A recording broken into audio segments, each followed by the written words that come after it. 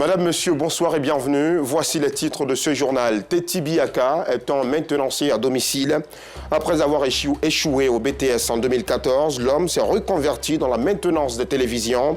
Son entreprise fait des chiffres importants et il embauche environ 6 personnes.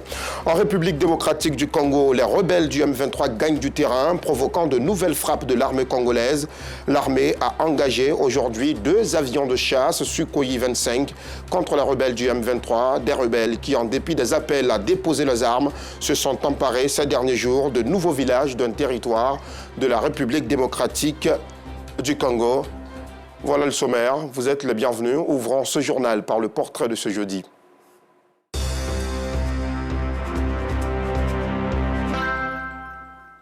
Aussi contradictoire que cela puisse paraître, l'échec est parfois le départ même de la réussite de certains.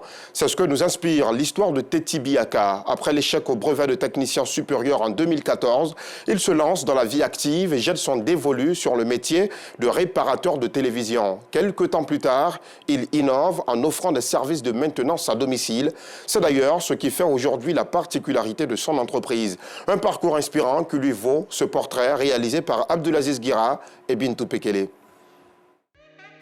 C'est ici, au domicile familial, dans la commune de Yopougon, que tout a commencé pour Teti Biaka. Après son échec au BTS, brevet de technicien supérieur, il décide de se lancer dans la réparation de postes de télévision, un métier qu'il exerçait déjà à temps partiel depuis la classe de terminale.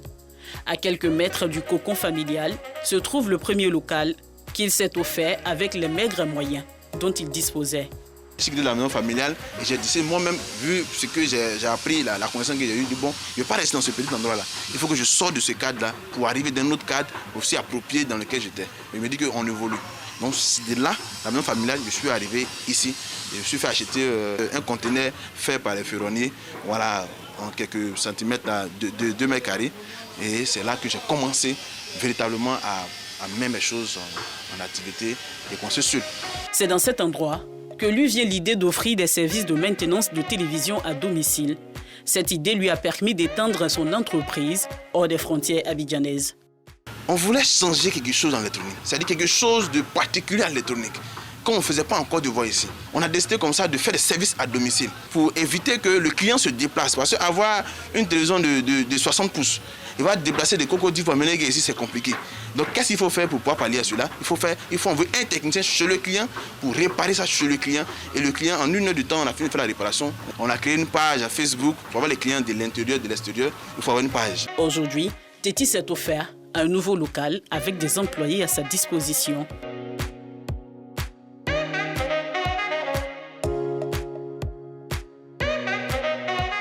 Il faut qu'on émerge, il faut qu'on apporte le professionnalisme dans ce qu'on fait.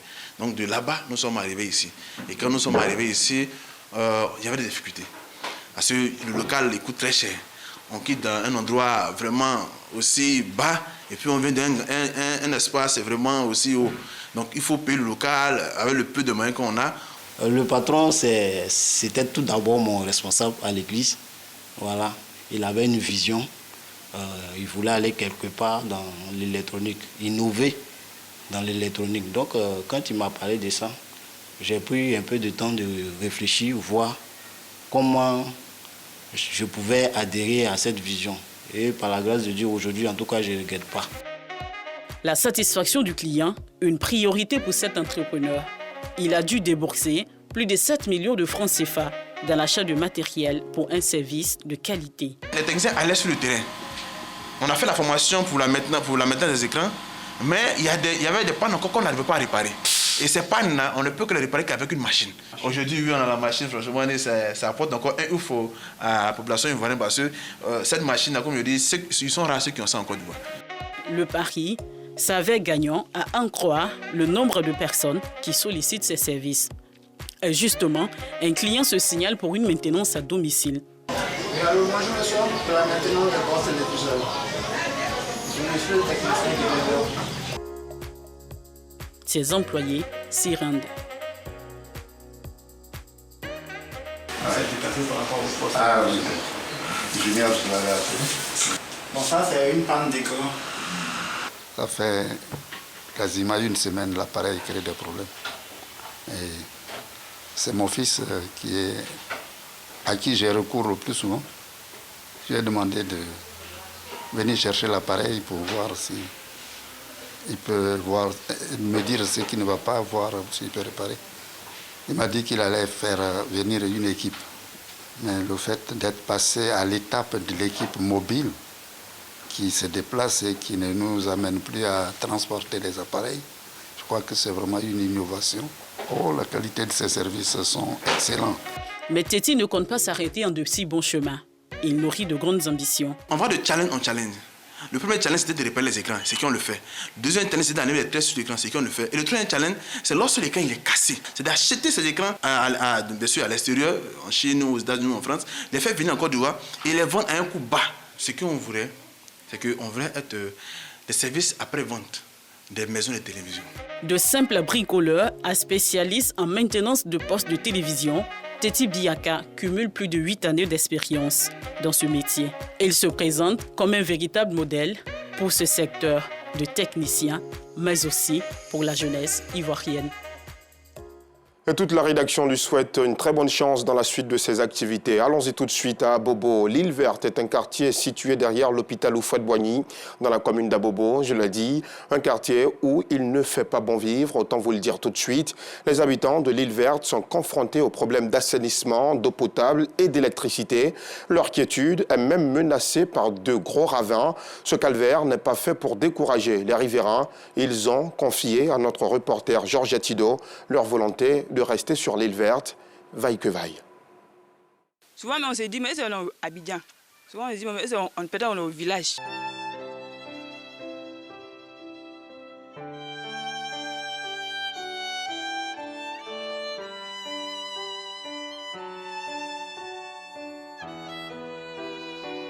Les populations d'Abobo derrière l'hôpital Houphouët-Boigny, quartier Île Verte, disent être enclavées. Ils sont, selon eux, confrontés à des problèmes d'eau, d'électricité et d'assainissement. On souffre beaucoup, il n'a qu'à nous aider. Problème de l'eau, problème de courant, il n'a qu'à nous aider beaucoup. Quand il pleut là, c'est en bas, l'eau là descend. Mais ceux qui sont en bas, ça fatigue beaucoup. Mais souvent, l'eau aussi, ça nous fatigue. L'eau là, ça rentre dans nos maisons, ça nous fatigue beaucoup. Là, l'État n'a qu'à nous aider. On a des problèmes, on marche dans l'eau sale pour monter, pour descendre. C'est pas facile. Regardez dans le trou là, les gens sont là-bas beaucoup, mais il n'y a pas de route, il n'y a pas accès. On fait comment?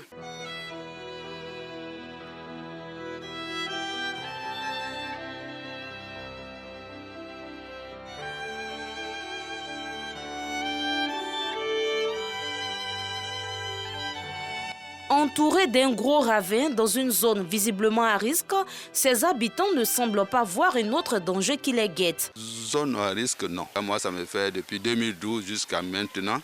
Bon, vraiment, le ministère, je n'ai pas vu un agent pour venir dire, en tout cas, votre position, en tout cas, chercher à quitter. Non, jamais eu d'incident. Au quartier Île Verte, même les bas-fonds ne sont pas épargnés par les constructions anarchiques. Pire, les enfants sont exposés. Une situation dangereuse pour ces habitants. Le corridor de Jesco est aussi la porte d'entrée et de sortie d'Abidjan la plus sollicitée. Mais la traversée à ce corridor est très dangereuse tant les véhicules roulent à vive allure. Entre la peur et les obligations quotidiennes, les habitants des quartiers environnants sont obligés de faire cette traversée dite de la mort, comme nous l'explique Joël Gosset. Corridor du nord de Jesco. Ce corridor est connu pour être la porte de sortie et d'entrée des voyageurs désirant se rendre à l'intérieur du pays ou rejoindre la capitale économique. Le corridor du nord de Jesco est également connu pour son ambiance permanente. Des vendeuses aux jeunes se faisant appeler syndicats en passant par les voyageurs allant et venant d'un véhicule à un autre. C'est un balai incessant qui caractérise cette zone de la commune la plus peuplée de Côte d'Ivoire, Yopougon. Malheureusement, ce corridor, théâtre du balai continu des véhicules, expose les habitants des quartiers environnants à un réel danger. Ils effectuent des traversées à haut risque.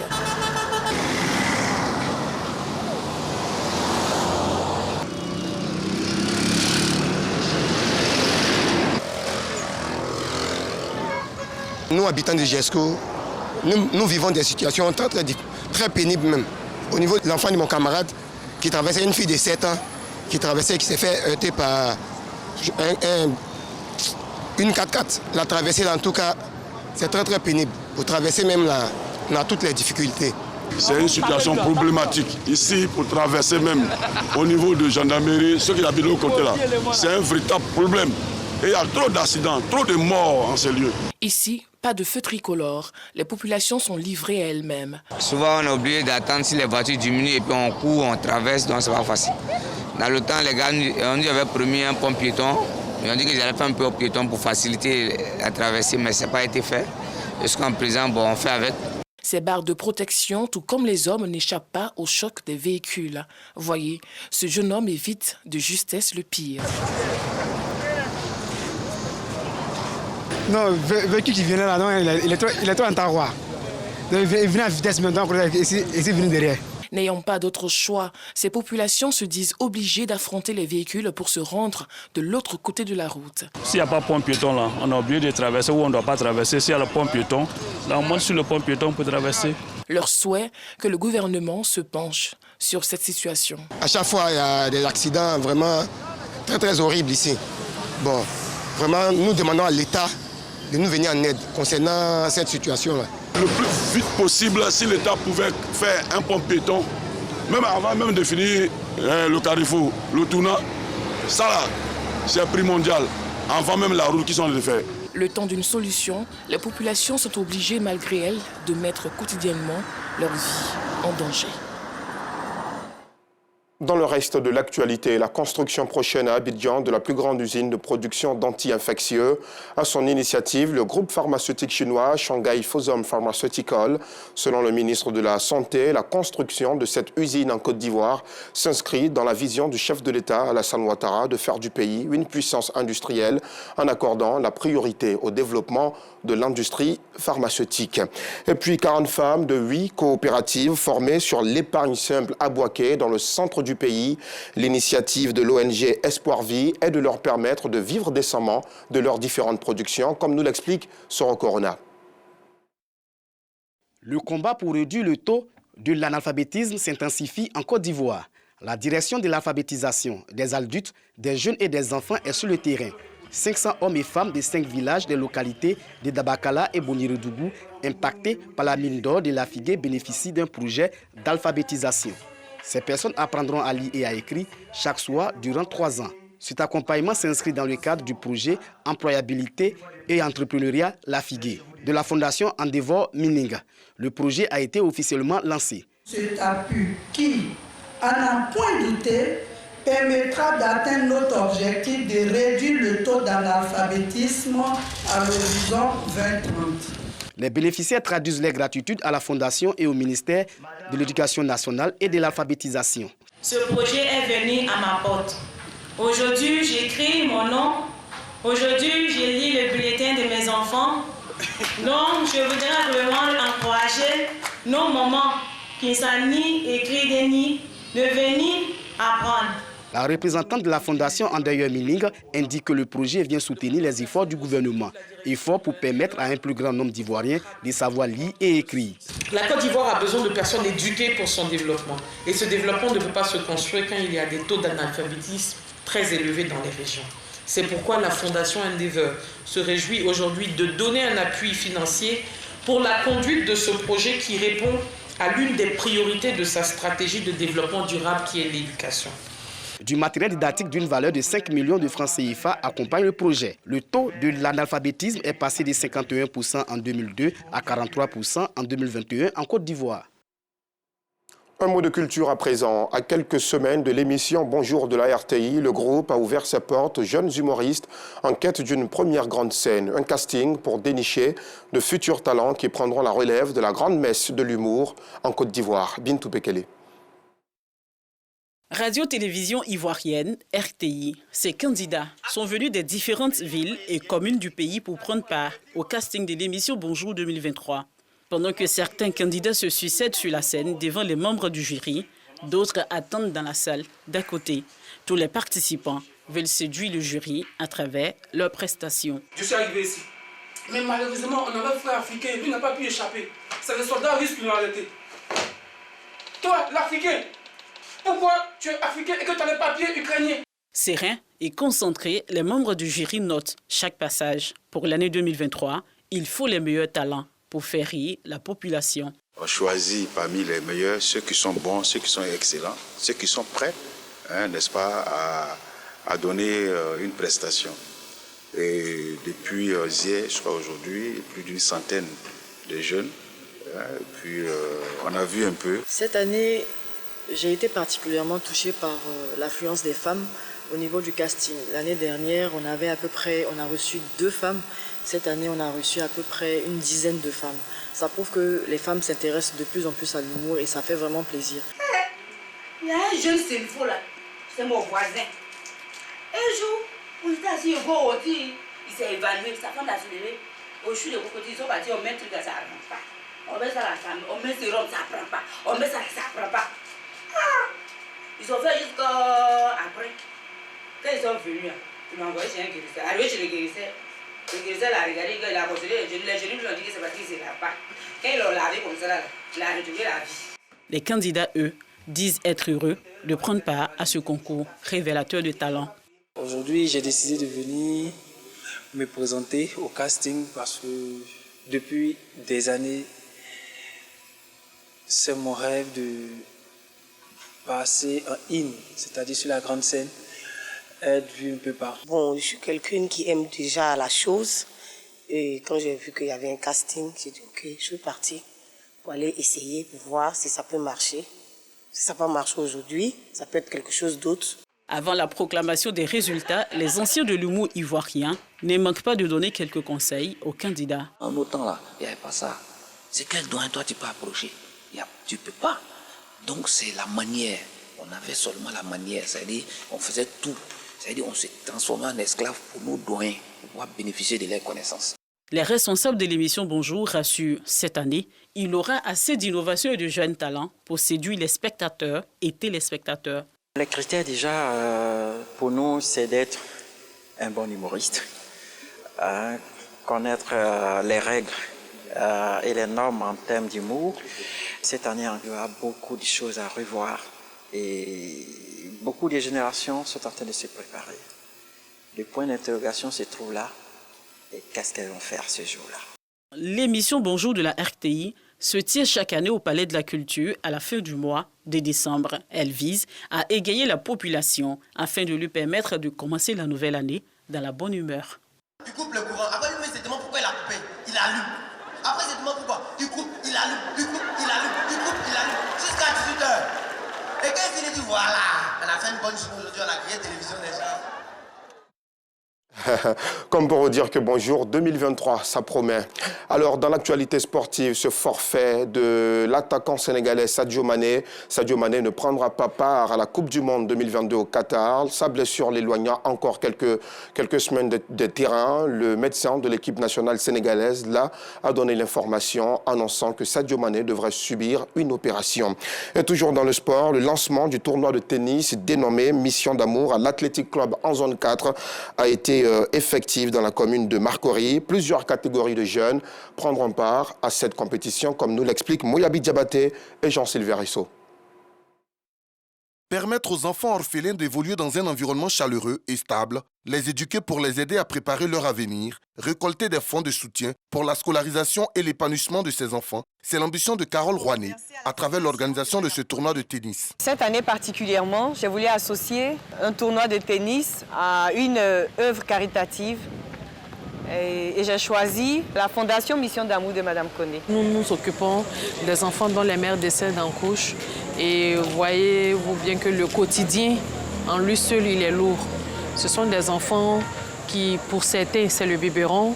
Pour d'autres, c'est la nourriture. Et qui dit biberon parle de couche, parle de lingette.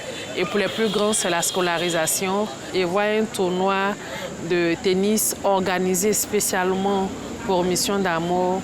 C'est une chose à saluer. Elle a quand même près de 43 orphelins. Et elle est dans notre commune, l'orphelinat est dans notre commune.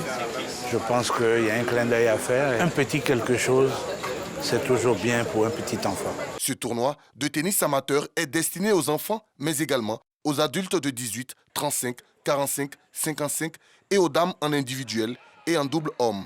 Débutée le 12 novembre, la compétition s'achèvera le 27 novembre à l'Athletic Club. La Fédération ivoirienne de tennis, représentée par Souleymane Ouattara, a tenu à remercier les organisateurs pour cette belle initiative et également montrer son soutien pour ce tournoi.